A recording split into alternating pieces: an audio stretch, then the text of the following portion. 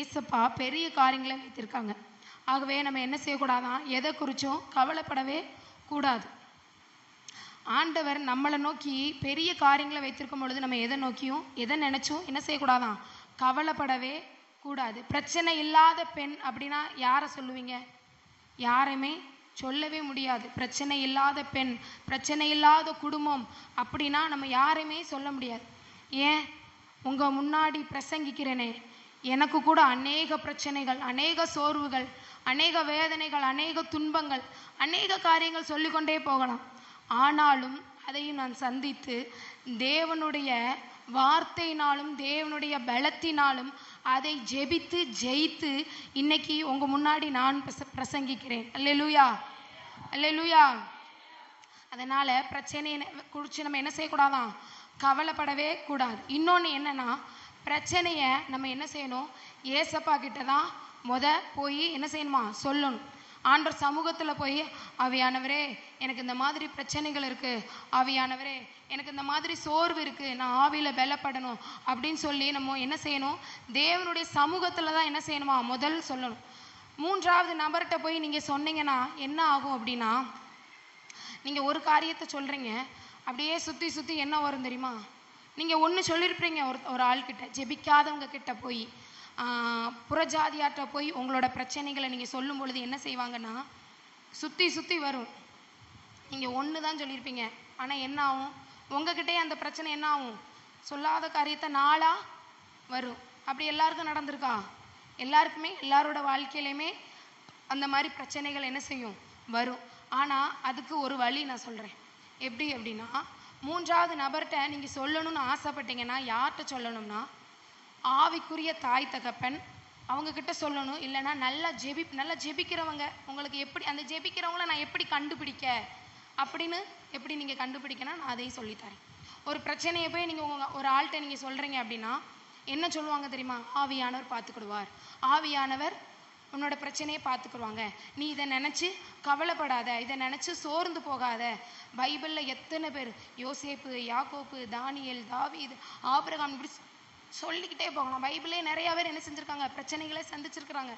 அப்போது இதெல்லாம் நீங்கள் சொல்லும் பொழுது அவங்களுக்கு என்ன ஆகுனா, பரவாயில்ல, அப்போ நானும் இருக்கேன், உனக்காக என்ன செய்கிறேன், நானும் ஜெபம் பண்ணுறேன், இந்த காரியத்தை தூர விடு, நீ யார்கிட்டையும் சொல்லாத, உனக்காக நான் ஜெபத்தில் தாங்குறேன், உன்னை நான் ஜெபத்தில் தாங்குறேன் அப்படின்னு சொல்கிறவங்க கிட்ட மட்டும்தான் நீங்கள் என்ன செய்யணும், உங்களோட பிரச்சனைகளையோ உங்களோட வேதனைகளையோ உங்களோட சோர்வுகளையோ உங்களுடைய துக்கங்களையோ உங்களோட எல்லா ஷேரையும் நீங்கள் அவங்கக்கிட்ட சொல்லலாம். அப்படி இல்லை அப்படிங்கிற பட்சத்தில் நீங்கள் என்ன பண்ணணும் அப்படின்னா, தேவனுடைய சமூகத்தில் போய் வச்சுருங்க. தேவனுடைய சமூகத்தில் போய் என்ன செய்யணுமா, ஏசப்பா எனக்கு இந்த மாதிரி பிரச்சனை இருக்குது, நீங்கள் உதவி செஞ்சுருங்கன்னு சொல்லிடுங்க. இப்படி மூன்றாவது நபரில் ஆவிக்குரிய தகப்பன் தாய் அப்படி ஜெபிக்கிறவங்ககிட்ட சொன்னால் உங்களுக்கு எந்த பிரச்சனையும் வராது.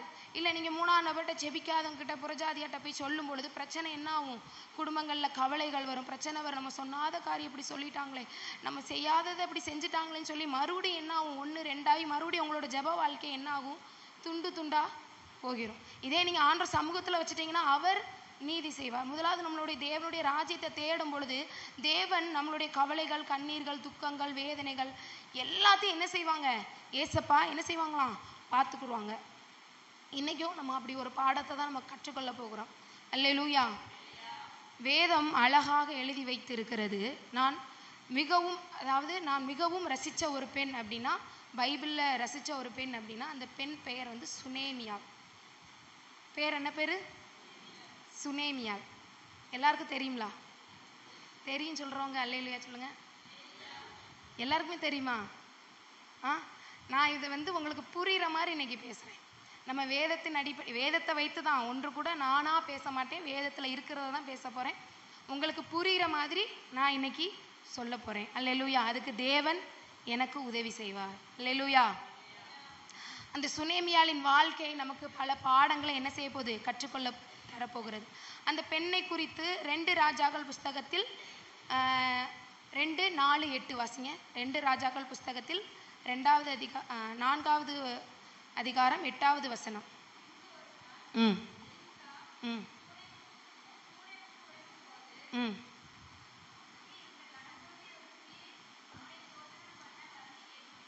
ம் ம் அங்கே வந்து அல்லேலூயா. பிரச்சனையோடு இருக்கிறீங்களா, வாழ்க்கையில போராட்டத்தை சந்திருக்கிறீங்களா, கவலைப்படக்கூடாது. என்ன செய்யக்கூடாது? நம்ம கவலைப்படக்கூடாது. இவ்வளோ சொன்னோம்ல, இந்த பிரச்சனை எல்லாமே இந்த அம்மா கிட்டையும் இந்த ஸ்திரீ கிட்டையும் இருந்துச்சு. இந்த அம்மா எப்படி ஜெபித்து எப்படி ஜெயித்தாங்கன்னு என்பதை நம்மளும் என்ன செய்ய போறோம்? அதை கற்றுக்கொள்ள போறோம், வெற்றி கொள்ள போகிறோம். நம்மளும் எப்படி ஜெபிக்கணும்னு சொல்லி பார்ப்போமா? அல்லேலூயா, அல்லேலூயா. இந்த வேத வசனம் என்ன சொல்கிறதுனா, சூனேம் அப்படிங்கிற ஒரு ஊர்ல ஒரு ஊழியக்காரர், ஒரு தீர்க்கன் வந்திருக்கிறார். அந்த ஒரு தீர்க்கன் வரும்பொழுதெல்லாம் அந்த சூனேம் என்ற ஊர்ல இருக்கிற ஒரு கணம் பொருந்திய ஸ்திரீ, அந்த பொண்ணோட பெயர் வந்து சுனேமியாள். அந்த சுனேமியாள் வந்து அந்த ஊழியக்காரர் என்ன பண்ணுவாளாம், நீங்க என் வீட்டில தான் தங்கணும், என் வீட்டில தான் சாப்பிடணும், என் வீட்டில தான் தங்கணும், என் வீட்டில தான் சாப்பிடணும்னு சொல்லி ரொம்ப என்ன பண்ணாங்க? வருந்தி கேட்டாங்க. அல்லேலூயா. என்ன பண்றாங்க? ரொம்ப வருந்தி கேட்டாங்க. அதுதான் வேதம் அழகாக சொல்கிறது. இந்த பெண் ஒரு கணம் பொருந்திய ஸ்திரீ. போட்டிருக்கா அந்த வசனத்துல? போட்டிருக்குதா? வாசி மறுபடியும். பின்பு ஒரு நாள் எலிசா சூனேமுக்கு போயிருக்கும் போது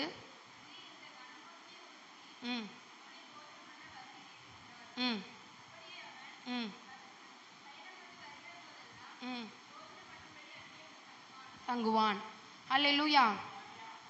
ஆனால் இந்த பெண் வந்து ஒரு பணக்கார பெண்ணா, ஒரு வசதியான பெண்ணா, ஒரு வியாபாரம் செய்கிற பெண்ணா, ஒரு தொழில் செய்கிற பெண்ணான்னு எல்லாமே நமக்கு என்ன செய்யலை, இதில் குறிப்பிடவில்லை.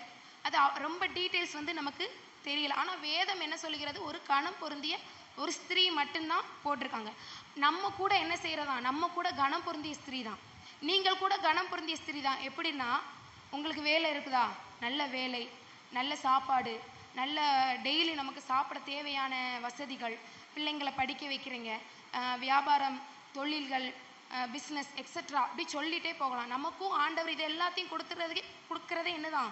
இதுவுமே ஒரு கணம் தான். அல்லேலூயா. நான் சொல்றது புரியுது தானே? ஏன் ஆண் பார்க்குறீங்க? ஒரு மாதிரி எனக்கே பயமா இருக்கு. எல்லாருக்கும் புரியுது தானே? நான் கதை மாரி தானே பேசுறேன், நான் புரியுற மாதிரி தானே பேசுறேன். நீங்க எல்லாம் பார்க்கும்போது ஏதோ இந்த தூக்கத்துல அடிச்சு பத்தி எழுப்பிட்டு வந்த மாதிரி இருக்கு, ஏதோ அப்படிங்கிற மாதிரி இருக்கு. இன்னும் பாதி பேரை காணும். நம்ம சபையில இவங்க மட்டும்தான் பெண்கள், மற்ற யாரையும் காணும். அவங்களாம் என்ன பொருத்தனை பண்ணி சொல்லுவாங்க தெரியுமா? ஞாயிற்றுக்கிழமை தான் போவேன், அதுக்கு மேலே போக மாட்டேன். அப்படி ஏசப்பாட்ட பொருத்தனை பண்ணி வச்சிருப்பாங்க. அப்படித்தானே? வந்திருக்கிற யாவர் பாக்கியவான்கள். அல்லேலூயா. ஆண்டவர் உங்களை ஆசீர்வதிப்பார். நம்மளும் என்னதான்? ஒரு கணம் பொருந்திய ஒரு ஸ்திரீ தான். ஹை பொசிஷன்ல தேவன் நம்மளை வைத்திருக்கிறார். ஆனா இந்த காரியத்தெல்லாம் நினைச்சு தேவனுக்கு நம்ம நன்றி சொல்லாம எல்லாருமே எப்படின்னா, ஒரு சில ஒரு வேதனைகளோ ஒரு துக்கங்களோ சின்ன சின்ன விஷயத்தினால நம்ம என்ன பண்றோமா, அந்த விஷயங்களை மறந்து நமக்கு ஆண்டவர் வச்சிருக்க கணத்தை மறந்து போகிறோம். எனக்கு இப்படி ஆயிடுச்சு, எனக்கு அப்படி கஷ்டங்கள் இருக்கு, எனக்கு இப்படி வேதனைகள் இருக்குன்னு சொல்லி நம்ம என்ன செய்யறோம்? சின்ன சின்ன குறைவுகளை நினைச்சு நமக்கு வைத்திருக்கிற தேவன் நமக்கு வைத்திருக்கிற கணத்தை மறந்து போகிறோம். நம்மளும் தேவனை கனப்படுத்த மறந்துகிறோம். எதற்காக மறந்து போகிறோம் என்றால், இந்த சின்ன சின்ன விஷயங்கள், ஒரு சோர்வுகள், ஒரு கணவர் மனைவியை சண்டை போடுறது, மனைவி, அந்த மாதிரி சின்ன சின்ன விஷயங்கள்னால தேவன் நமக்கு வைத்திருக்கிற கணத்தையும் தேவனுக்கு நம்ம செய்ய போகிற கணத்தை என்ன செய்கிறோம்? மறந்து போகிறோம். அதுக்கு அடுத்த வசனம் வாசிமா.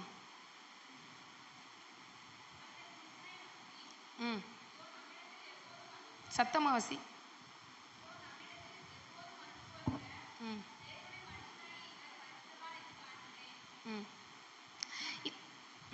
வாசிட்டியா? இந்த பெண் வந்து கணம் பொருந்திய ஸ்திரீ. அவள் என்ன செய்தாலாம் தெரியுமா? தீர்க்கதரிசியாகிய எலிசாவை அந்த ஊருக்கு வந்த பொழுது, நீங்க என் வீட்டுக்கு தான் வரணும், என் வீட்டில் தான் சாப்பிடணும், என் வீட்டில் தான் எல்லாமே பண்ணணும்னு சொல்லி வருந்தி வருந்தி என்ன பண்றாங்க? கேட்டாங்க. இப்படியெல்லாம் செய்யும் பொழுது நான் என்ன சொல்றேன்னா, அந்த பொண்ணு ஒருவேளை வசதியா இருந்திருக்கலாம். அப்படித்தானே? எப்போ வேணா என் வீட்டுக்கு, இப்போ உங்க வீட்டுக்கு ஒரு விருந்தாள் வராங்க, திடீர்னு வந்துட்டாங்கன்னா சில பேர்கிட்ட பைசா இருக்காது. அப்படித்தானே? ஐயோ திடீர்னு வந்துட்டாங்களா, காப்பி வாங்கணுமே, என்ன செய்ய, சாப்பாடு செய்யணுமே, என்ன செய்யணுமே, எத்தனை எல்லாம் நினச்சிருக்கீங்களா? எல்லாருமே நினச்சிருக்கோம்ல. ஐயோ இப்போ 10 பேர் வந்தாங்கன்னு நினச்சிவீங்க, ஐயோ காப்பியை போட்டு கொடுத்துட்டு போயிடுவோம். எத்தனை பேர் மனசுக்குள்ளே 1 2 3 4 அப்படிலாம் எண்ணிருக்கீங்க? 10 பேர் வந்திருக்காங்க, 10 கிளாஸ் தண்ணி ஊற்றணும் பால் பாக்கெட்டில், நான் நினச்சிருக்கேன். அல்லேலூயா. அப்படி மனக்கணக்கு போடுவோம். இடி 1 2 10 பேர் வந்திருக்காங்க, 10 பேருக்கு நம்ம கிளாஸில் பாக்கெட் 10 கிளாஸ் தண்ணி ஊற்றணும். இப்படி இப்படி சில குடும்பங்கள் என்ன செய்கிறாங்க இருக்கிறாங்க. ஆனால் நான் நினைக்கிறேன் ஒருவேளை இந்த பொண்ணு வந்து ரொம்ப வசதியாக இருப்பாங்கன்னு நினைக்கிறேன். ஏன்னா எப்போ வேணாலும் அந்த ஊழியக்காரரை கூப்பிட்டுருக்காங்கல்ல, எப்போ வேணாலும் நீங்கள் என் வீட்டில் சாப்பிடணும். ஒரு விருந்தாளியை நம்ம கூப்பிட்டோம்னா எப்படி சாப்பாடு வைப்போம்? தடப்படலாம் தானே வைக்கணும். நம்ம வீட்டில் இருந்தோம்னா பழைய சோறு தயிர் ஊற்றி ரசம் வச்சு சாப்பிட்டுக்கிடுவோம். இதே ஒரு விருந்தாள் ஒரு ஒரு உறவினர் வந்தாலே நம்ம என்ன நினைப்போம்? ஐயோ நம்ம சாப்பாடு அவங்களுக்கு வைக்கக்கூடாது, ஏதாவது ஒரு கூட்டாவது நம்ம வைக்கணும், கூட வைக்கணும் தானே நம்ம நினைப்போம். ஆனால் இந்த பெண் வந்து ஒரு ஊழியக்காரரை கூப்பிட்டுருக்காங்கன்னா நிறைய சாப்பாடு தடப்படலாம் வைக்கணும். அதை தெரிஞ்சு இந்த பெண் கூப்பிட்றான்னா ஒருவேளை வசதியாக இருந்திருக்கலாம்ல. அப்படி தான் வசதியாக தான் இருந்திருக்காங்க. நான் வசதி என்ன செஞ்சுருக்காங்கன்னா, இவ்வளோ வசதி இருந்தும் நான் ஊழியக்காரனை கனம் பண்ணணும்னு நினச்சிருக்காங்கல்ல. கனம் பொருந்திய ஸ்திரீன்னு தேவன் சொல்லிக்கிறாங்களா. ஒருவேளை அவ்வளோ வசதி இருந்தும் நான் கனப்படுத்தணும், தேவனை நான் கனப்படுத்தணும், தேவனோட தாசனை நான் கனப்படுத்தணும் அப்படின்னு சொல்லி அந்த ஸ்திரீயானவள் என்ன செஞ்சுருக்காங்க நினச்சி அந்த ஊழியக்காரர்கிட்ட வருந்தி கேட்டிருக்கிறாங்க. ஒரு 5 காரியத்தை மட்டும் இந்த அம்மாவை பற்றி நம்ம பார்க்க போகிறோம். இந்த 5 காரியமும் அந்த அம்மா வாழ்க்கையில் நடந்ததெல்லாம் நம்ம வாழ்க்கையிலையும் நடந்திருக்கு, நம்ம வாழ்க்கையில் நடந்ததெல்லாம் அந்த அம்மா வாழ்க்கையிலையும் நடந்திருக்கு. ஆனால் அந்த அம்மா எப்படி ஜெபித்து எப்படி ஜெயித்தாங்க தெரியுமா? அதெல்லாம் நம்ம பார்த்து நம்மளும் ஜெபித்து என்ன செய்யணுமா? நான் கற்றுக்கிட்டேன், அதேமாரி நீங்கள் கற்றுக்கிடணும்ல, நீங்கள் இன்னொரு ஆள்கிட்ட சொல்லணும்ல. அதனால் இந்த 5 காரியங்களை சுருக்கமாக நான் இன்னைக்கு சொல்ல போகிறேன். முதல் காரியம் ஆவிக்குரிய பெண். எழுத வைக்கணும்னா எழுதி வச்சுக்கோங்க. முதல் காரியம் ஆவிக்குரிய பெண். இந்த பெண் வந்து ஆவிக்குரிய பெண்ணா இருந்ததுனால தான் சில பிரச்சனைகள், சோர்வுகள், உலக காரியங்கள் எல்லா காரியத்திலையும் கவனம் செலுத்தினாள். எல்லா காரியத்திலும் கவனம் செலுத்தினாலும் இந்த பெண் வந்து ஆவிக்குரிய பெண்ணா இருந்தபடினால இது எல்லாத்தையும் என்ன பண்ணிட்டாங்க, அவ்வளோ பொருட்டா நினைக்கல. சொல்றது நான் புரியுதா? அவ்வளோ அந்த பொண் வந்து ஆவிக்குரிய சிந்தனையா இருந்ததுனால உலக காரியங்களை விட தேவனுடைய காரியங்களுக்கு என்ன பண்ணாங்களாம், ரொம்ப இம்பார்ட்டன்ட் கொடுத்தாங்களாம். அல்லேலூயா. இவ்வளோ வசதி எனக்கு இருக்கு, இந்த வசதியெல்லாம் நான் மட்டுமே நினைக்கணுமா? ஒரு தேவதாசனுக்கு ஊழியக்காரர் கொடுக்கணும்னு சொல்லி அந்த அம்மா என்ன பண்ணாங்களாம், நினைச்சாங்களாம். என்னென்ன செஞ்சாங்களாம், தீர்க்கனை அழைக்க விரும்பினாங்க. அந்த அம்மா முதல் காரியம் என்ன பண்ணாங்க தெரியுமா? தீர்க்கனை என் வீட்டுக்கு அழைக்கிறதுக்கு விரும்பினாங்க. 2வது காரியம் போஜனம் கொடுக்க விரும்பினாங்க, சாப்பாடு கொடுக்க விரும்பினாங்க. 3வது சில பரிசுகளை கொடுக்க விரும்பினாங்க, உபசரிக்க விரும்பினாங்க. அவருக்குள் தேவனுடைய வார்த்தை இருக்கிறது, அவரை நான் கனப்படுத்த விரும்புகிறேன் என்று சொல்லி அவங்க எப்போதுமே ஆவிக்குரிய சிந்தனையாலே என்ன பண்ணாங்களாம், ஆவிக்குரிய சிந்தனையாவே இருந்தாங்களாம். நீங்கள் எப்படி ஆவிக்குரிய காரியத்தை சிந்திக்கிறீங்களா? அப்படின்னா நம்ம என்ன செய்யணும், நம்ம ஆவிக்குரிய காரியத்தை சிந்திக்கோமா அப்படின்னு சொல்லி என்ன செய்யணுமா, நம்ம தேவனிடத்துல போய் இசப்பா நான் ஆவிக்குரிய சிந்தனையை தான் நான் சிந்திக்கிறேனா, ஒரு சுனேமியாலை போல தான் நான் இருக்கிறேனா, என்ன செய்யணுமா, நம்ம ஜெபிக்கணும். அல்லேலூயா. 2வது காரியம் அறிவுள்ள பெண். 2வது காரியம் அறிவுள்ள பெண். அந்த வசனத்தை வாசி 9. தன் புருஷனை நோக்கி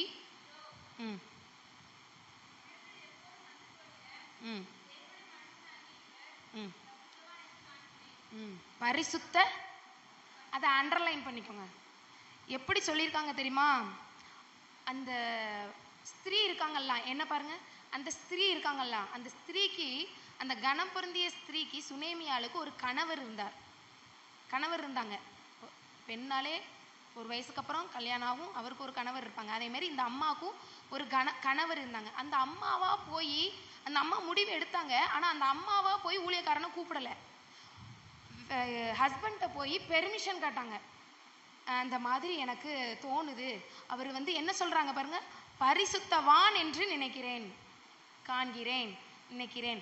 அந்த மாதிரி அவங்க சொல்லும் பொழுதே என்ன செய்ய வேணுமா, ஒரு ஞானம் வேணும். நம்ம ஏசப்பாட்ட கேட்கணும், இசப்பா சில பேர் என்ன பண்றாங்க தெரியுமா, பலரோட வாழ்க்கையில் என்ன நடக்குன்னா, வீட்டுக்காரங்க வேலைக்கு போயிட்டு வருவாங்க, அவரே பாவம் கஷ்டப்பட்டு வேலை பார்த்து நொந்து நூடுல்ஸ் ஆகி வீட்டுக்கு வந்திருப்பாரு. என்ன கஷ்டமோ நமக்கு தெரியாது. எனக்கு ஒரு புடவை வாங்கித்தாங்க, எனக்கு ஒரு நகையை வாங்கித்தாங்க, எனக்கு வந்து செப்பல் வாங்கித்தாங்கன்னு சொன்னால் காற்ற மட்டும் இருந்தோன்னா ஒரு அடி அடிப்பாங்க. அவரே பாவம் அங்கே வேர்வையில சிந்தி அவர் வேலை பார்த்துட்டு வந்துட்டு இருப்பாரு. அப்போ போய் அந்த ஏற்ற வீட்டுக்காரி ஒரு நகை போட்டிருக்கா எனக்கு வேணும், இந்த பக்கத்து வீட்டுக்காரி ஒரு பட்டு கட்டியிருக்கா எனக்கு அது வேணும், வாங்கி தரலன்னு வச்சுக்கோங்களேன், நான் அப்புறம் தான் எங்கள் அம்மா வீட்டுக்கு போயிடுவேன். இப்படிலாம் இருக்காங்க சில வாழ்க்கையில், நானே கேள்விப்பட்டிருக்கேன். எனக்கே ஃபோன் போட்டு சொல்லியிருக்காங்க, பாஸ்டர்மா என் வீட்டுக்காரர் ஒன்றும் வாங்கி தர மாட்டேங்காங்க, அப்படி இருக்காங்க இப்படி இருக்காங்க. இங்கே நம்ம சபையில் சொல்லலை, நான் வெளியே மீட்டிங் போகும்போது பாஸ்டர் கூட போகும்போது அவங்க எனக்கு ஷேர் பண்ணுவாங்க. அப்போது நான் அதை மனசுக்குள்ளே நினச்சி சிரிச்சுக்கிடுவேன், அவ்வளோதான். அது என்ன பண்ணுவாங்கன்னா, ஒரு அறிவு ஒரு ஞானம் இல்லாமல் அந்த கணவர் அப்போ தான் வந்திருப்பாங்க. அவங்கக்கிட்ட போய் எல்லாத்தையும் என்ன பண்ணுவாங்க, திணிப்பாங்க. எனக்கு இதை வாங்கித்தாங்க அதை வாங்கித்தாங்கன்னு சொல்லி அண்ணானிக்கு ஒரு அடி, சட்டார்னு ஒரு அடி அடிப்பார். அண்ணானிக்கு சண்டை வந்து பிரிஞ்சிடும். கணவர் பக்கம் மனைவி ஒரு பக்கம். அடுத்து மறுபடியும் அவர் தான் வருவார். இந்த அம்மா போமா தெரில, அந்த ஐயா வருவாரான்னு தெரில. வா வாங்கி தரேன், இல்லைன்னா எனக்கு நீ கஞ்சி ஊற்ற மாட்டேன், சாப்பாடு போட மாட்டேன், என்னத்தையும் செஞ்சு தொலைச்சிருவேன்னு சொல்லி வேறு வழி இல்லாமல் என்ன பண்ணுவாங்க. அப்படியே சில குடும்பங்கள் இருக்காங்க. சில குடும்பங்கள் எப்படி இருக்காங்கன்னா, நான் நல்லா படிச்சிருக்கேன், அவரும் நல்லா படிச்சிருக்காரு, நான் நல்லா வேலைக்கு போகிறேன், அவரும் நல்லா வேலைக்கு போகிறேன், அவருக்கு நான் ஏன் கீழ்ப்படியணும்? ஈக்குவாலிட்டி, ஈக்குவாலிட்டி, சரிசமம். அப்படி சில பேர் இருக்காங்கல்ல, கேள்விப்பட்டிருக்கிறீங்களா? சில பேர் என்ன பண்ணுவாங்கன்னா, நான் நல்லா படிச்சிருக்கேன், என் கணவர் நல்லா படிச்சிருக்காங்க, நானும் லேப்டாப்பில் உட்காந்துருக்கேன், அவரும் லேப்டாப்பில் உட்காந்துருக்காரு, ஆண் என்ன பெண் என்ன, நாங்கள் 2 பேரும் சரிசமம் தான். அப்படியும் சில பேர் புருஷமார்களை காலில் போட்டு மிதிக்கிறவங்களும் சில பேர் இருக்காங்க. ஆனால் வேதம் அழகாக சொல்லுகிறது, மனைவியானவள் புருஷனுக்கு என்ன பண்ணணுமா? கீழ்ப்படியணும். எப்படி கீழ்ப்படியணும்? அன்பால கீழ்ப்படியணும், அடிமையினால இல்லை. என் கணவர் வெளியே என்ன எட்டி பார்க்காங்க. என்ன பண்ணணுமா? அன்பால கீழ்ப்படியணுமா. அல்லேலூயா. அன்பால கீழ்ப்படுகிறது வேற, அடிமையால கீழ்ப்படுகிறது வேற. இப்போ உதாரணமா நான் உங்களுக்கு புரியுற மாதிரி சொல்றேன். உங்க வீட்டுக்காரங்க வந்துட்டாங்கன்னா, ஐயோ என் வீட்டுக்கார வேலைக்கு போயிட்டு வந்துட்டாங்க, நான் வந்து துண்டு எடுத்து கொடுக்கணும். எப்படியும் வாஷ் பண்ணுவாங்கல்ல, குளிப்பாங்கல்ல, துண்டு எடுத்து கொடுக்கணும். அதுக்கப்புறம் இந்த டயத்தில் காஃபி நடந்திருக்குன்னு நினைக்கிறேன். இந்த டயத்தில் காஃபி கொடுக்கணும். இந்த டயத்தில் அவர் காஃபி குடிப்பார், சூடாக தான் குடிப்பார். நம்ம பாஸ்டர்லாம் சூடாக தான் கொடுக்கணும். கொஞ்சம் ஆறுனாலும் மறுபடியும் சூடு பண்ண சொல்லுவாங்க. அப்போ சூடாக தான் கொடுக்கணும். அப்படி அந்த மாதிரி இருப்பாங்க. அப்போ இது வந்து என் கணவர் வாராங்க, வேலைக்கு போயிட்டு வராங்க, இந்த சூழ்நிலையில் வராங்க, நான் காஃபி போட்டு கொடுக்கணும், இந்த இடத்துல நான் துண்டு எடுத்து கொடுக்கணும், இந்த இடத்துல நான் சாப்பாடு. அவங்க எப்படி பசியோட, கண்களை பார்த்தாலே கண்டுபிடிக்க தெரியணும், அதுதான் கணவர் மனைவி. அவங்க பசியோடு இருக்காங்களா? சில நேரம் ஸ்நாக்ஸ் சாப்பிடணும்னு விரும்பப்படுவாங்க. இந்த மாதிரி எல்லாம் ஞானம் வந்து என்ன பண்ணணுமா? நமக்கு அது வேணும்னு சொல்லி ஆண்டவர்கிட்ட கேட்கணும். அல்லேலூயா.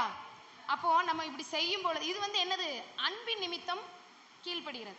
சிலவர் கீழ்ப்படிதலை என்ன நினைச்சுக்கிட்டாங்கன்னா, பைபிள் வாசிக்க தெரிஞ்சவங்க சிலவர் புரியுற மாதிரி கீழ்ப்படிதல், அடிமை, ஆண்டவரை கீழ்ப்படிய சொல்லிட்டாங்கன்னு சிலவர் புருஷமாருங்க அந்த மாதிரி மாற்றி விட்டுருவாங்க. வசனத்தை அவங்களுக்கு தகுந்த மாதிரி மாற்றி விட்டுருக்குறாங்க. கீழ்ப்படிதுன்னு எசப்பாயே சொல்லிருக்காங்க, நீ எப்போதும் எனக்கு கீழே தான், எனக்கு நீ அடிமை தான் அப்படிம்பாங்க. அடிமைனா என்ன தெரியுமா? இவர் வந்துட்டாரு, சே துண்டு எடுத்து கொடுக்கணுமே, இவர் வந்துட்டாரு, சே காஃபி போட்டு கொடுக்கணுமே, இல்லைன்னா அடிப்பாரு. இதுதான் அடிமை. அடிமை வேற, கீழ்ப்படிதல் வேற. ஆண்டவர் என்ன சொல்லியிருக்காரு? முதல் காரியத்தை தான் சொல்லியிருக்காங்க. நம்ம அன்பின் நிமித்தம் எடுத்து கொடுக்கணும். கணவர் நமக்காக உழைக்கிறாங்க, நம்ம பிள்ளைங்களுக்காக வேலை செய்கிறாங்க, நமக்காக எல்லாத்தையும் செய்கிறாங்கன்னு சொல்லி என்ன செய்யணும்? அவங்கள என்ன பண்ணணும்? நல்லா உபசரிக்கணும், எல்லாமே பண்ணணும். இதுதான் கீழ்ப்படிதல். இன்னும் பலரோட குடும்பத்தில் எப்படி இருக்கு தெரியுமா? முதல் காரியம் என்ன சொன்னேன்? அன்பால கீழ்ப்படுகிறது, அடிமையால அதுக்கு முன்னாடி என்ன சொன்னேன்? ஈக்குவாலிட்டி. அதுக்கு முன்னாடி என்ன சொன்னேன்? அறிவு வேணும். எதை எந்தெந்த இடத்துல பேசணுமோ அந்தந்த இடத்துல. சில பேர் ஆம்பளைங்க என்ன பண்ணுவாங்க தெரியுமா? பணிப்பெண் போல வைப்பாங்க. பணிப்பெண் அப்படின்னா வேலைக்காரியை போல வைப்பாங்க. சில பேர் எதுக்குன்னே தெரியாது, வேலைக்கு போயிட்டு வருவாங்க, நல்லா தான் இருப்பாங்க. மனைவி காஃபி போடுவா, நீ என்ன சூடாக தந்திருக்க, ஒரே அடி. என்ன ஆறி தந்திருக்க, ஒரே அடி. என்ன சாப்பாடு எப்படி தந்திருக்க, அடி. சில பேர் வேலைக்காரி போல பயன்படுத்துவாங்க. ஒவ்வொரு நாளும் நித்தம் அழுவாங்க கண்ணீரால். இசப்பா நான் என்ன செய்யன்னு தெரியலையே, என் வீட்டுக்காரர் என்ன பண்ணாலும் என்ன அடிக்கிறாரே, என்ன பண்ணாலும் என்ன துன்புறுத்துறாரே, பிள்ளைங்களை போட்டு அடிப்பாங்க. சில பேர் குடிகாரங்க, குடிச்சிட்டு வந்து அவங்க என்ன நினச்சிட்டு இருக்காங்கன்னே தெரியாது, திடீர்னு வந்து இது சரியில்லை அது சரியில்லை, உப்பு இல்லாமாங்க அப்படி போட்டு அடிக்கிற அந்த மாதிரி வேலைக்காரியாக பயன்படுத்துகிற கணவரும் இருக்காங்க. அவங்களுக்காக நீங்கள் என்ன தெரியுமா செய்யணும்?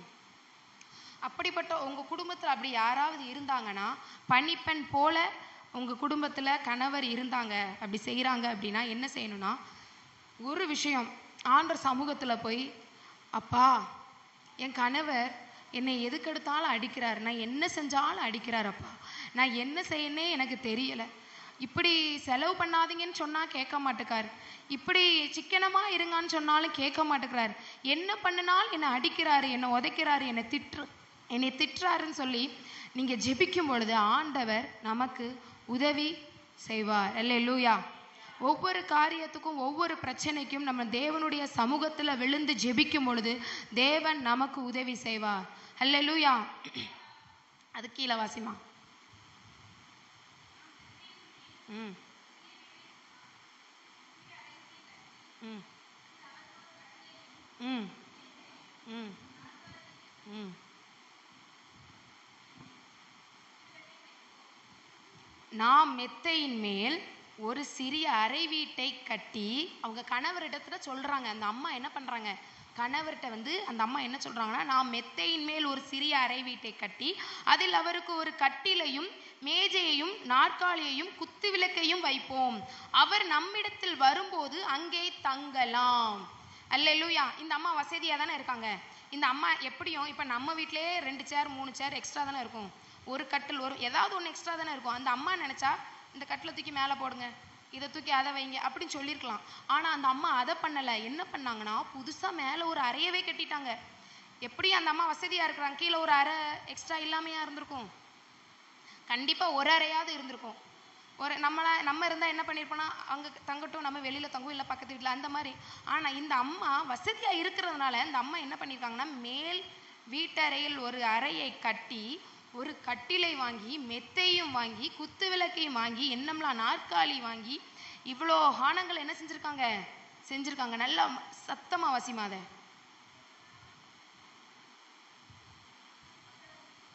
பதினொன்னு வாசி. அதுக்கடுத்து 12, 11, 12 வாசி. ம் ம்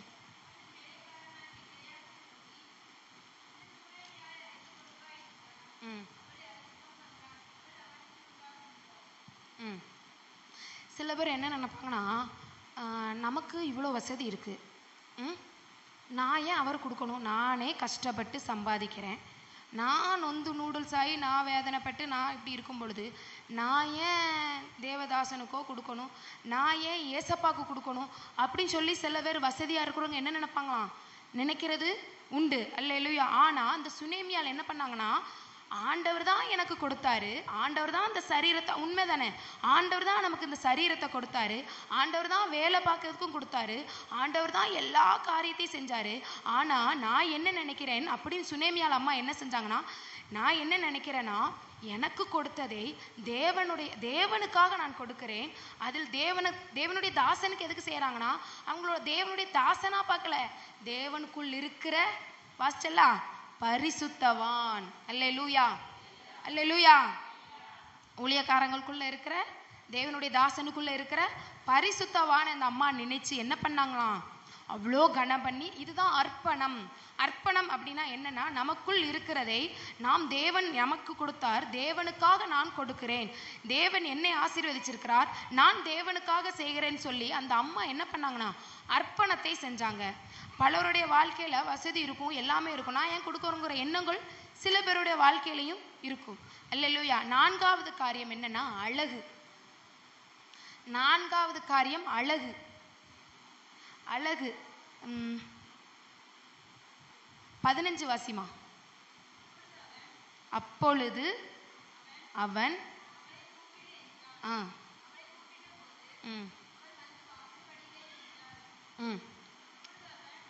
போதும் பாருங்களேன், அந்த அம்மா எவ்வளவோ செஞ்சிருக்கிறாங்க.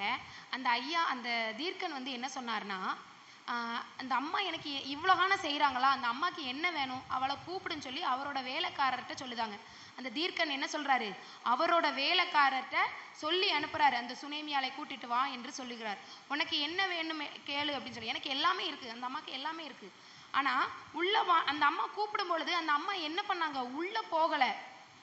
என்னது பாருங்க, வந்து வாசற்படியிலே நின்றாள். இவ்வளவுதான் எல்லை.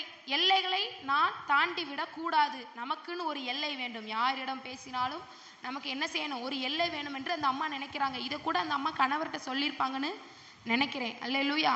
என்னைக்குமே நம்ம என்ன செய்யணும்னா, கணவர் மனைவி இவங்க 2 பேரோட வாழ்க்கையில 3வது நபர் குறுக்கிடக்கூடாது. எதுவாக இருந்தாலும் கணவர் இடத்துல ஷேர் பண்ணணும். நான் சொன்ன மாதிரி அந்த 5 காரியங்கள்லாம் 2வது காரியங்கள்லாம் நீங்கள் நான் சொல்லும் பொழுது அதை நீங்கள் எழுதி வைத்து ஜெபிக்கணும். இசப்பா எனக்கு எப்படி ஞானத்தை கொடுங்க, எப்படி அறிவை கொடுங்க, நான் என்னென்ன பேசணும். அந்த மாதிரி நீங்கள் கணவர் மனைவி கிட்ட ஒளிவு மறைவு இல்லைன்னு வச்சுக்கோங்களேன், வாழ்க்கை எப்படி இருக்குமா, சுமூகமாய் போகிவிடும். அல்லேலூயா. இந்த அம்மா என்ன பண்றாங்க, வாசற்படியில நிக்கிறாங்க. அந்த அம்மா நினைச்சா அவங்க வீடு தானே, உள்ள வரைக்கும் போகலாம்ல. ஆனா அந்த அம்மா உள்ள வரைக்கும் போகல.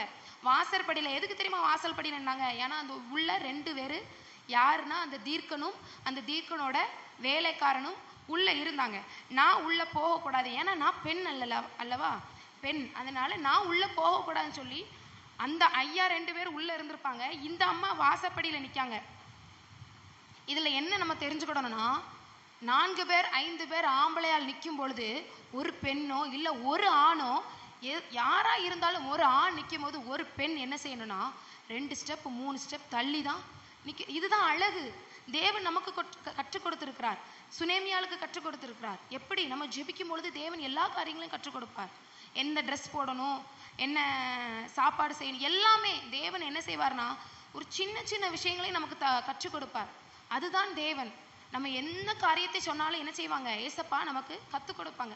வாசப்படியில நின்று அந்த அம்மா உள்ள நினைச்சா பேர்ந்துருக்கலாம். உள்ள ஒரு வேலை போயிருந்தா கணவர் என்ன நினைச்சிருப்பாங்க, அவர் நல்லவர், ஆனா மற்ற பேர் என்ன நினைச்சிருப்பாங்க, இவாளை பாரு உள்ள போயிட்டு வந்துட்டா.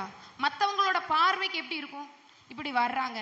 அதுக்காகத்தான் பெண்கள் என்ன பண்ணணும்னா, ஆணா இருந்தாலும் சரி பெண்ணா இருந்தாலும் சரி, 10 பேர் பெண்கள் இருக்காங்கன்னா அதுக்குள்ள ஒரு ஆண் இருக்கக்கூடாது. இருந்து வளவலன்னு பேசினாங்கன்னா அவங்க சரியில்லைன்னு அர்த்தம். சரியில்லைன்னு நீங்க இதெல்லாம் கற்றுக்கொள்ள வேண்டும். ஒரு 10 பெண்கள் இருக்கிறாங்கன்னா அதுக்குள்ள ஆண்களுக்கு இடமில்லை, ஆணுக்கும் இடமில்லை, ஆண்களுக்கும் இடமில்லை. அதே மாதிரி பெண்ணும் ஒரு ஆண் இருந்தான் என்றால் அந்த இடத்துல போய் நம்ம வளவலன்னு பேசக்கூடாது. ஒரு வார்த்தை பேசிட்டு டக்குன்னு வந்துடணும். நீங்க ஒரு ஆண்கிட்ட ஒரு 10 நிமிஷம் பேசுங்களேன், ஒரு 20 நிமிஷம் பேசுங்களேன், ஒரு அரை மணி நேரம் பேசுங்களேன். அதுக்கப்புறம் என்ன தெரியுமா இருக்கும், என்ன தெரியுமா பண்ணுவாங்க, கொஞ்சம் அப்படியே இருப்பாங்க, அப்படியே அவங்களோட பார்வைகள் வேற மாதிரி ஆகும். பேசக்கூடாத வார்த்தைகளை பேசுவாங்க, பேசக்கூடாத அப்படியே தோண்டுவாங்க. உன் கணவர் என்ன செஞ்சாங்க, அப்படி தோண்டுவாங்க. நம்மளோட மைனஸ் பிளஸ் எல்லாத்தையும் தோண்டுவாங்க. இதனாலதான் குடும்பத்தில் பிரச்சனை வருகிறது. அல்லேலூயா. நம்ம குடும்பத்துல பிரச்சனைகள் வருகிறது காரணம் என்ன தெரியுமா, 3வது நபர். அது ஆணா இருந்தாலும் சரி பெண்ணா இருந்தாலும் சரி, இந்த பெண் அழகு உள்ளவளா இருந்தால் அதனாலதான் வாசல் படியிலே நின்று கொண்டிருந்தாள். அல்லேலூயா. நாமும் அந்த பெண்ணை போல அழகுள்ளவளா என்ன செய்யணுமா இருக்கணும், அர்ப்பணம் உள்ளவளா இருக்கணும், அறிவுள்ளவளா இருக்கணும், ஆவிக்குரிய பெண்ணா இருக்கணும். அல்லேலூயா. 5வது காரியம் ஆற்றல். ஆற்றலுள்ள பெண். ஆற்றலுள்ள பெண்ணை பத்தி நம்ம பார்ப்போம். 21 வாசிமா.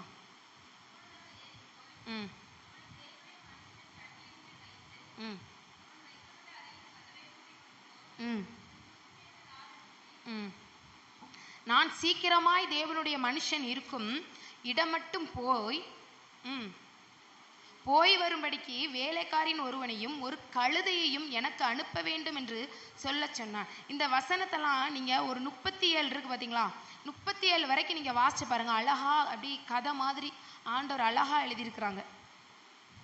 எப்படின்னா இந்த அம்மாவை என்ன வேணும்னு சொல்லி தீர்க்கனை கூட்டிட்டு வர சொன்னாங்கல்ல, தீர்க்கன் வேலைக்காரர்கிட்ட சுனேமியால கூட்டிட்டு வர சொன்னாங்கல்ல. அந்த அம்மா அந்த வேலைக்காரர் என்ன சொன்னார்னா, அந்த அம்மாவுக்கு சகல வசதிகளும் இருக்கிறது, ஒரே ஒரு குறைவு. என்ன குறைவுனா குழந்தை இல்லை.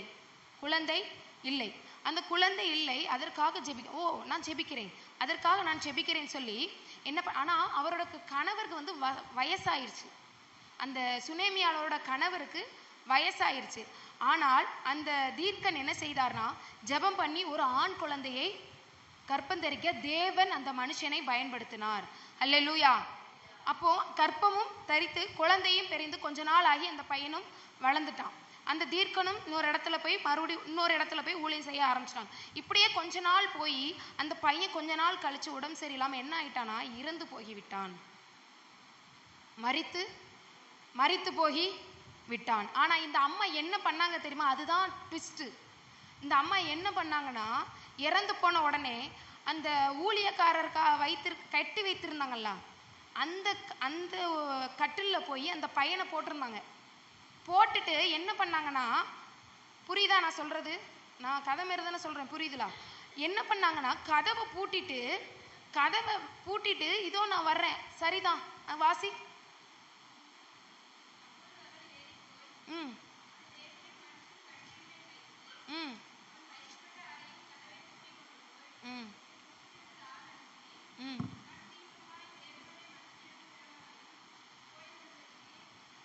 இல்ல இல்ல. அப்பொழுது அவன், இது 23 வாசி. ம் ஓய்வு நாளும் அல்லவே, நீ இன்றைக்கு அவரிடத்தில். ம் அதற்கு அவள், எல்லாம் எல்லாம் எல்லாம் எல்லாம் எல்லாம் சரிதான். அந்த அம்மா என்ன சொன்னாங்க தெரியுமா? ஒண்ணுமே சொல்லல. தன் பிள்ளை மரித்து போனதை கணவரிடமே அப்படித்தானே போட்டிருக்கு. எல்லாம் சரிதான் சொல்லிட்டு என்ன பண்ணாங்கன்னா, அந்த அம்மா என்ன பண்ணாங்க தெரியுமா? கதவை பூட்டிட்டு ஏதோ காயலாங்கடைக்கு ஏதோ மளிகை சாமானோ இல்லை வேற எங்கேயோ ஒரு பொருட்கள் வாங்குறவோ போயிட்டு வர மாதிரி கதவை பூட்டிட்டு போயிருக்கிறாங்க. அல்லேலூயா. என்ன பண்ணிட்டாங்கன்னா, கதவை பூட்டிட்டு இதோ நான் போயிட்டு வரேன்னு சொல்லிட்டு போயிட்டாங்க. நம்மலாம் என்ன பண்ணியிருந்திருப்போம்? ஐயோ, நான் தேவனுக்காக இதை செஞ்சேனே, தேவனோட ஊழியக்காரனுக்காக இப்படி பண்ணினேனே, தேவன் என் வாழ்க்கையில இரக்கம் செய்ய மாட்டாரா? தேவன் என்னோட வாழ்க்கையில தயவு பாராட்ட மாட்டாரா? தேவனுக்காக நான் அறை வீட்டை கட்டி புது கட்டிலை வாங்கி எவ்வளவோ பண்ணினேனே, அவ்வளோ ஆஸ்திகள் அந்தஸ்துகள் எல்லாம் தேவனுக்காக கொடுத்தேனே, ஒரு நிமிஷம் கூட தேவன் எனக்காக இறங்கவில்லையே. பிள்ளையை கொடுக்கிற மாதிரி கொடுத்துட்டு பிள்ளையை எடுத்துட்டாரேன்னு சொல்லி நம்ம புலம்பிருப்போமா? எத்தனை பேர் இடரல் அடைஞ்சிருப்பாங்க. அதனால ஒரு கூட்டம் உண்டு, நீ இப்படிலாம் பண்ணினியே, இப்படிலாம் இப்பவும் உண்டு, நடந்துகிட்டு இருக்கு. எல்லாரும் ஜெபிக்கிறதுக்காக வருவாங்க. கஷ்டங்கள் இருக்கும், வேதனைகள் இருக்கும், அவமானங்கள் மத்தியில் சபைக்கு வருவாங்க. நீ டெய்லி சபைக்கு தானே போன, என்னத்தை கண்ட, என்ன உனக்கு ஆசீர்வாதம் கிடைச்சிச்சு, என்ன உனக்கு அபிஷேகம் கிடைச்சிச்சு, நிறைய பேர் கிண்டல் பண்ணுவாங்க. இப்படி பலருடைய வாழ்க்கையில என்ன செஞ்சிருக்கு, நடந்திருக்கு. ஆனா இந்த அம்மா என்ன பண்ணாங்கன்னா, புலம்பல. அந்த அம்மா என்ன பண்ணாங்க, முறுமுறுக்காம கதவை பூட்டி கொண்டு தீர்க்கனை சந்திக்க போனாள். தீர்க்கனை சந்திக்க போனாள். அந்த தீர்க்கனை சந்திக்க அவர் என்ன சொல்லிட்டு போனானா, தீர்க்கன் தான் இந்த குழந்தையை கொடுத்தார், தீர்க்கனை இந்த குழந்தையை எழுப்பி விடட்டும், உயிர்ப்பிக்கட்டும் என்று சொல்லி விசுவாசித்து தீர்க்கனை சந்திக்க போகிறாள் அந்த சுனேமியாள். அல்லேலூயா. அந்த தீர்க்கனை சந்திக்க போன சுனேமியாள், ஆவியானவரே தேவனாகிய கர்த்தாவின்னு சொல்லி புலம்பியிருக்கலாம், என்னெல்லாமோ செஞ்சிருக்கலாம். ஆனா அந்த மகள் புலம்பவில்லை. என் மகன் மரித்து விட்டான், வந்து உயிரோடு எழுப்பிவிடும் அப்படி என்று சொல்லி அவர் வேலையாளை அனுப்பிச்சு விடுதார். ஒரு கம்பியை கொடுத்து, ஒரு குச்சியை கொடுத்து, வசனம் சொல்லி இருக்குதா, கீழே போட்டிருக்கு, நீங்க வாசிச்சு பாருங்க. அப்போ அந்த கம்பை வச்சு இது பண்ணும் போது அந்த பையன் எழும்பல, அந்த பையனுக்கு மூச்சும் இல்லை, எதுவுமே இல்லை. ஆனா அதற்கு பின்னாடி எலிசா வாரார், அந்த தீர்க்கன் வாரார். அந்த தீர்க்கன் வந்து என்ன பண்ணுகிறார்னா, அந்த கதவை பூட்டி என்ன பண்றாருனா, கீழே படுத்திருக்கிறாங்க, மல்லாக்க படுத்திருக்கிறாங்க, நம்ம எப்போதும் படுக்கிறோம்னா அதை மாதிரி படுத்திருக்காங்க. அதற்கு மேல அந்த தீர்க்கன் படுக்கிறார். அல்லேலூயா. அதற்கு மேல அந்த தீர்க்கன் படுக்கும் பொழுது எப்படி இருக்கும், கண்ணும் கண்ணும், மூக்கும் மூக்கும், வாயும் வாயும் என்ன ஆகும், ஒட்டத்தானே செய்யும். அப்படித்தானே? ஒரு ஆள் படுத்திருக்கிறாங்க, அந்த இறந்த பையன் கீழே எப்படி படுத்திருக்கிறான், அதற்கு மேல அந்த தீர்க்கன் படுத்து என்ன செய்கிறார் என்றால், மூச்சு வாய் எல்லாத்தையும் ஒட்டி ஜெபிக்கிறார். ஜெபிக்கும் பொழுது அவரோட அக்கினி அந்த பையன் மேல எழும்பி உயிர்ப்பிக்கப்பட்டான். அல்லேலூயா. அந்த அபிஷேகம், அந்த அனல், அந்த அபிஷேகம் சாதாரண அபிஷேகம் இல்லை. அவள் நம்பினாளா, அவள் விசுவாசித்தாளா? அவள் விசுவாசிக்கும் பொழுது அவள் முறுமுறுக்கவில்லை. அவள் செய்யும் பொழுது, விசுவாசிக்கும் பொழுது, தேவன் எனக்கு கொடுத்தார், தேவனே உயிர்ப்பிக்கட்டும் என்று சொல்லி அந்த மகனுக்காக வெளியில இருந்து ஜெபிக்கும் பொழுது கதவை பூட்டி அந்த தீர்க்கன் ஜெபம் பண்ணான். அந்த பையன் உயிரோடு எழும்பி, அவனோட அக்கினி, ஒருவேளை வேர்வை பட்டிருக்கலாம், ஒருவேளை அந்த அக்கினி இறங்கியிருக்கலாம், அந்த தீர்க்கனோட அக்கினி இறங்கின உடனே உயிர்ப்பிக்கப்பட்டது. அது சாட்சியாய் மாறி இன்னைக்கு வேதத்துல சொல்லி இருக்கிறது. சுனேமியாள் என்பது ஒரு கணம் பொருந்திய, நமக்கும் நம்மளோட வாழ்க்கையில ஆண்டவர் கண்டிப்பா கணம் வச்சிருப்பாரு. எப்படி, எதனால தெரியுமா அது நடக்க மாட்டுக்கு? பாருங்க, உங்களுக்கு நான் சொல்லியிருக்கிறேன், இங்க இருந்து அங்க வர ஒரு நம்ம ஜெபிச்சுக்கிட்டே போவோம். சோர்வுகள், வேதனைகள், அவமானங்கள், துக்கங்கள், வேதனைகள்னு சொல்லிக்கிட்டே போகலாம். இவ்வளோ காலம் சொல்லியிருப்போம், ஆனா மறுபடி வந்திருப்போம், இவ்வளவுதான் இருக்கும். நமக்கு ஆண்டவர் வைத்திருக்கிற கணம் இதுதான். இதுதான் வச்சுக்கோங்களேன். ஆண்டவர் நமக்கு வைத்திருக்கிற கணம் இதுதான். ஆனா ஒரு சோர்வு வரும், தேவன் அனுமதிப்பார். யோபுவை அனுமதிச்சார்லா, யோசேப்புக்கு அனுமதிச்சார்லா, ஆபிரகாமுக்கு அனுமதிச்சார்லா, ரூத்தம்மாக்கு அனுமதிச்சார்லா. அப்ப நாம் எம்மாத்திரம்? தேவன் நமக்கும் எல்லாருக்குமே தேவன் அனுமதிப்பார். ஒருவேளை அந்த கணம் நமக்கு பக்கத்துல இருக்குன்னு வச்சுக்கோங்களேன், நம்ம இவ்வளோ பாடுகளை எல்லாம் சந்திச்சு வைத்திருக்கிற கணத்துக்கு பக்கத்துல நம்ம நிக்கிறோம். ஆனா இங்க இருக்க ஒரு ட்விஸ்ட் என்னன்னா, பெரிய துக்கம், பெரிய அவமானங்கள், பெரிய வேதனைகள், சொல்ல முடியாத வேதனைகள். அப்படி இருக்கும் பொழுது நம்ம என்ன செய்யறோம்? நான் ஜெபிச்சனே, எனக்கு ஒண்ணு நடக்கலையே. நான் உபவாசிச்சனே, எனக்கு ஒண்ணு நடக்கலையே. நான் தேவனுக்காக கொடுத்தனே, எனக்கு ஒண்ணு நடக்கலையே. நான் என்ன செய்ய? இனிமேல் நான் சபைக்கு போக மாட்டேன், இனிமேல் நான் பைபிள் வாசிக்க மாட்டேன், இனி நான் எதுவும் செய்ய மாட்டேன். எதற்காக? நான் இவ்வளோ பாடுகள் செஞ்சேன், தேவன் எனக்கு உதவி செய்யல. இனிமேலா எனக்கு தேவன் உதவி செய்வார்? இனிமேலா எனக்கு இரக்கம் செய்வார்? நான் எப்போதும் போல நான் பெசாண்டு படுக்க போறேன், நான் எப்போதும் போல நான் பெசாண்டு ஜெபிக்காம இருக்க போறேன்.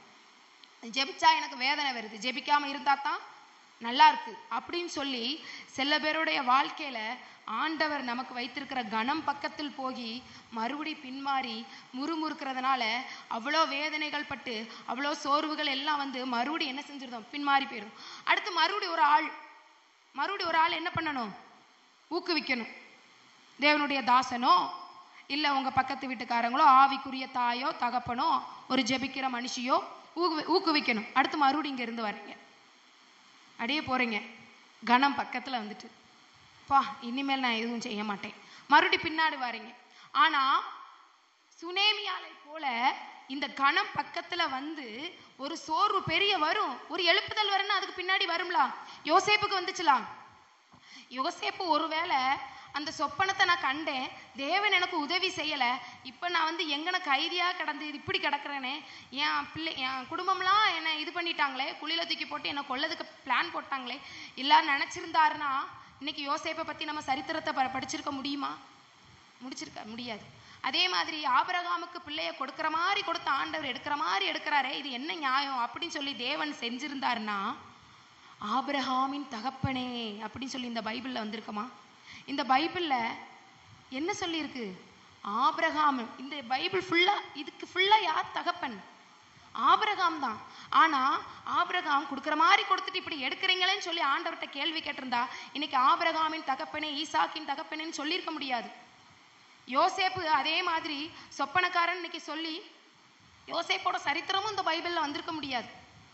இப்படி அநேக காரியங்கள் சொல்லிக்கிட்டே போகலாம். நமக்கு வைத்திருக்கிற கணத்தை மறந்து போகிறோம். ஆனால் இந்த சோர்வுக்கு பின்னாடி பவுலும் சீலாவும் இருந்தாங்கல்ல, சிறைச்சாலையில் அடைக்கப்பட்டாங்கல்ல. இவ்வளோ நடந்துட்டு நான் ஏன் ஜெபிக்கணும்னு நினைச்சிருந்தாங்கன்னா அந்த கட்டுகள் உடைந்திருக்காதுலா, சிறைச்சாலை உடைக்கப்பட்டிருக்கிறாதுலா, நமக்கு சரித்திரம் இருந்திருக்காதுலா. ஆனா அவ்வளோ பிரச்சனைகளுக்கு நடுவுல தேவனை அவங்க தரிசித்தார்கள், தேவனை அவங்க கனம் பண்ணார்கள். நாம் கணத்தை மறந்து போகிறோம். சில பேருடைய வாழ்க்கையில சோர்வுகள், வேதனைகள், அவமானங்கள், துக்கங்களை கண்டு சின்ன சின்ன பிரச்சனைகளை நினைச்சு நம்ம சோர்வு. அப்படி நீங்க சோர்வு உங்களுக்கு வந்துச்சுன்னா நீங்க என்ன பண்ணணும்னா, உங்களுக்கு நான் சொல்லித்தரேன். நான் இவ்வளோ ஜெபிக்கிறேன், இவ்வளோ பண்றேன், ஆனா என்னால முடியல, இதுக்கு என்ன எனக்கு தாங்க முடியல, வேதனை யார்கிட்ட நான் சொல்ல, கிண்டல் பண்ணுவாங்களே, கேலி பண்ணுவாங்களே அப்படின்னு நீங்க நினைச்சீங்கன்னா யார்கிட்ட தெரியுமா நீங்க பண்ணணும்? உங்களுக்குன்னு ஆவிக்குரிய தாய் தகப்பன் இருப்பாங்கல்ல, உங்களுக்குன்னு ஜெபிக்கிறவங்களுக்கு உதவி செய்வாங்கல்ல, அந்த மாதிரி கிட்ட நீங்க போய் என்ன பண்ணனா, எனக்கு ஜெப உதவி தாயே.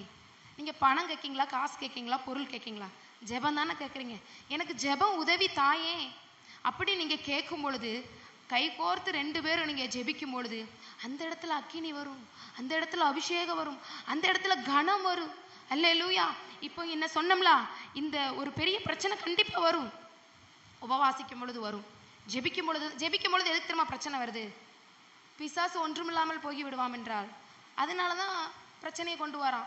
இதே நம்ம ஜெபிக்காம இருந்தா ஏன் பிள்ளை ஆனா சொல்லுவான், என் பிள்ளைக்கு பிரச்சனை பண்ணக்கூடாது, என் பிள்ளைக்கு பிரச்சனை கொடுக்க கூடாதுன்னு. கொஞ்ச நாள் வண்டி ஓடும், பொத்துன்னு போடுவான், அண்ணானிக்கு ஐயோன்னு ஓடி வருவாங்க. இதுதான் நடக்கு, நிறையோட வாழ்க்கையில் இதுதான் நடக்கு. இந்த கணத்தை நம்ம ஆண்டவர் ஒரு சில பெரிய சோதனை வரும்போது என்ன செய்யறோம் தெரியுமா? இங்கே நிற்கிறோம், இங்கே தான் எனக்கு பக்கத்தில் வந்துருச்சு கணம், பெரிய கணம் வந்துட்டு யோசேப்பை போல, சுனேமியாலை போல, ஒரு ஆபிரகாமை போல பக்கத்துல வந்துட்டு கத்தி எங்க இருக்கு, ஆபிரகாம் பையனுக்கு வச்சுட்டாரு, வெட்டினா என்ன ஆகும்? இனிமேல் அவரோட பிள்ளை வைக்க முடியுமா? முடியாது. அந்த அம்மாக்கு தான் பிள்ளை கொடுக்க முடியுமா? அவ்வளவுதான், வயசாயிட்டு 100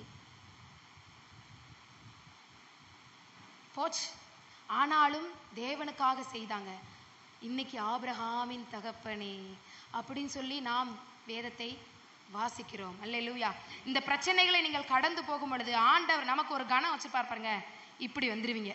இந்த இடத்துல நீங்க இந்த கணத்துக்கிட்ட நீங்க வந்துட்டீங்கன்னு வச்சுக்கோங்களேன், அதுக்கு மேல இருக்கிற எழுப்புதல், அபிஷேகம், அக்கினி, ஆசீர்வாதங்கள் தாங்கவே முடியாது. நீங்களும் சரித்திரத்தை ஆண்டவர் உங்களுக்காகவும் உருவாக்குவார். அல்லேலூயா. யார் பேசப்படுவார்? பைபிள்ல இன்னைக்கு நாம யோசேப்பை போல, ஆபிரகாமை போல, ஈசாக்கை போல, ஒரு சுனேமியாலை போல, ஒரு ரூத்தை போல நம்ம இன்னைக்கு படிக்கிற மாதிரி நம்மளோட தலைமுறைகள் இங்க இருக்கிறவங்களை வைத்து பேசப்படும். என் அம்மா இப்படி ஜெபித்தார்கள், என் அம்மா இப்படி உபவாசித்தார்கள், என் தகப்பன் இப்படி ஜெபித்தார், இப்படி பொருத்தனை பண்ணார், இப்படி வேதம் வாசித்தார், இப்படி ஜெபித்தார், அப்படி ஜெபித்தார்னு சொல்லி நம்மளோட தலைமுறைகள் நம்மளை சாட்சியாக. அதுதான் கணம். அந்த கணம் நம்ம இங்கு வரும்பொழுதுதான் இருக்கு. ஒரு அடிதாங்க, இங்க வந்துட்டோம், இவ்வளோ தூரம் வந்துட்டீங்க, இவ்வளோ தூரத்தை நீங்க கடந்து வந்தீங்க. இதுக்கு பின்னாடி இருக்க கணத்தை நீங்க விட்டுட்டீங்கன்னு வச்சுக்கோங்களேன், மறுபடியும் நீங்க இருந்து வரணும். அல்லேலூயா.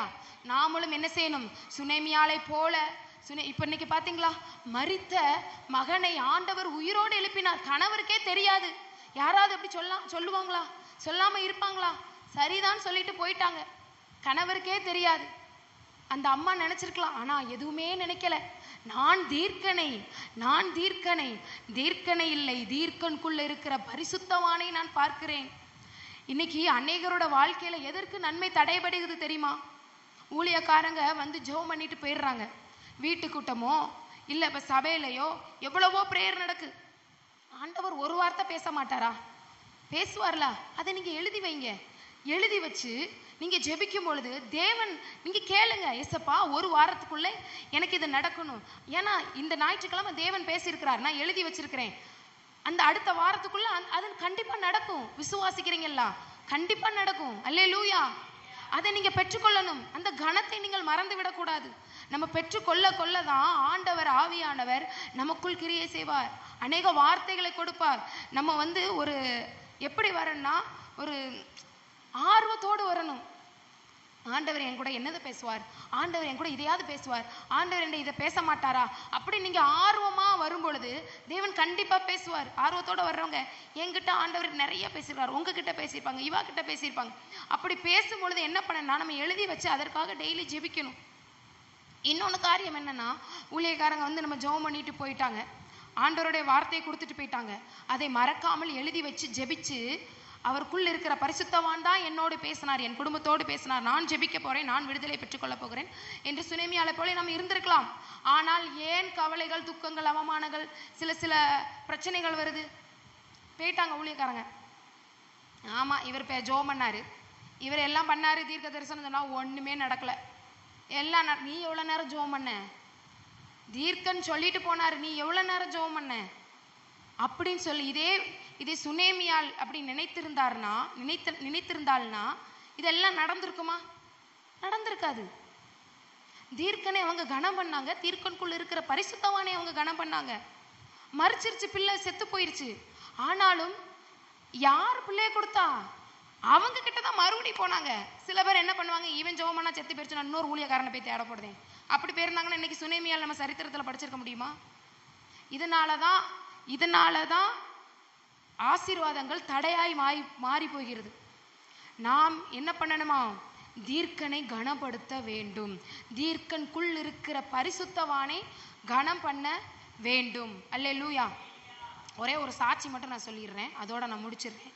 அர்ப்பணம் சொல்லி சொன்னேங்களா, அப்போ ஒரு ஊழியக்காரர் எங்க வீட்டுக்கு வந்திருந்தார். அப்போ நாங்க என்ன பண்ணியிருந்தோம்னா, நிறைய பொருட்கள் கொடுத்துருந்தோம். நிறையா மளிகை சாமான்கள், நிறையா ஸ்வீட்டு, ஸ்நாக்ஸு, அதுக்கப்புறம் என்ன பண்ணியிருந்தோம்னா ட்ரெஸ்ஸு, இதெல்லாம் வாங்கி கொடுத்துருந்தோம். அப்போது எனக்கு ஒரு ஆசை என்னென்னா, என்னோட ஆசையை நான் சொல்லிடுறேன், இது பெருமைக்காக இல்லை, தேவனுடைய மகிமைக்காக. அல்லேலூயா.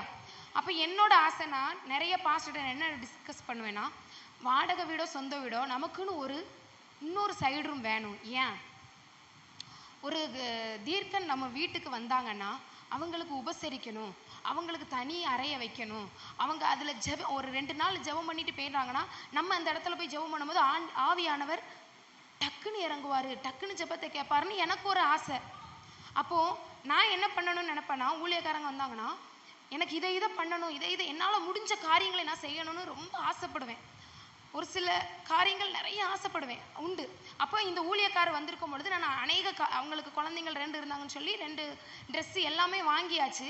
அவரை ட்ராவல் பண்ணதுக்கு செருப்பை வாசலில் போட்டு அப்படியே போயிட்டு நான் போயிட்டு வரேன் பாஸ்டர். தாம்பளத்தில் வச்சு காணிக்க ஸ்வீட்டு எல்லாமே தாம்பளத்தில் வச்சு கொடுக்காம பிக் சாப்பரில் வச்சு நாங்கள் கொடுத்தோம். அப்போ எல்லாமே நாங்கள் கொடுத்துட்டு நாங்கள் ஜெபம் பண்ணிட்டோம். ஜெபம் பண்ணிவிட்டு அவர் செப்பல் எடுத்துட்டு காலில் போட்டுட்டு போகிறாங்க. பாஸ்டர் 1 நிமிஷம், பாஸ்டர் 1 நிமிஷம் சொல்லி நான் சொன்னேன். அப்போது அவங்களுக்கும் ஒன்றும் புரியலை, இப்படி முழிக்கிறாங்க. நம்ம பாஸ்டரும் என்ன இதுவா அப்படின்னு சொல்லி முழிக்கிறாங்க. ஏன்னா நாங்கள் எல்லாமே கொடுத்தோம், டிக்கிலே வைக்க முடியல. அவ்வளோகான தேவனுடைய மகிமைக்காக நம்ம செஞ்சோம். அப்போது 1 நிமிஷம் சொல்லி நான் சொல்லும் பொழுது அந்த தாசன் நின்னார், அந்த தீர்க்கன் நின்னார்.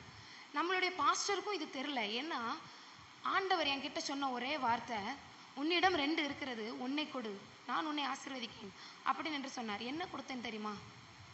ஒரே ஒரு நைட்டி தான் கொடுத்தேன். அல்லேலூயா. 2 நைட்டி என்கிட்ட புதுசாக இருந்துச்சு. ஒரு நைட்டியை நான் கொடுத்தேன். சாட்சியை நல்லா கவனிங்க. என்னோட மகிமைக்காக சொல்லலை, தேவனுடைய நாமத்திற்காக மகிமைக்காக சொல்கிறேன். 2 நைட்டியில் ஒரு நைட்டியை தேவன் கொடுக்க சொன்னார். மறுபடி கை அங்கேயே போகுது, எடுகு கொடு. ஆனால் 2 நைட்டியில் ஒரு நைட்டி ஜிப் இல்லாதது, இன்னொரு நைட்டி ஜிப் வச்சது. அப்போது நான் அந்த ஜிப்பை வச்சதை நம்ம கொடுப்போம்னு சொல்லி 1 நிமிஷம் பாஸ்டர்ன்னு சொல்லி கொடுத்துட்டேன். நம்ம பாஸ்டருக்கும் இது தெரியாது, அந்த தீர்க்கனுக்கும் இது தெரியாது. அப்போது அந்த தீர்க்கன் வண்டியில் போகும் பொழுது அவரோட மனைவிட்ட சொல்கிறாங்க. இது எப்பேற்பட்ட சாட்சி, தேவன் எப்படி செஞ்சுருக்காருன்னு பாருங்க.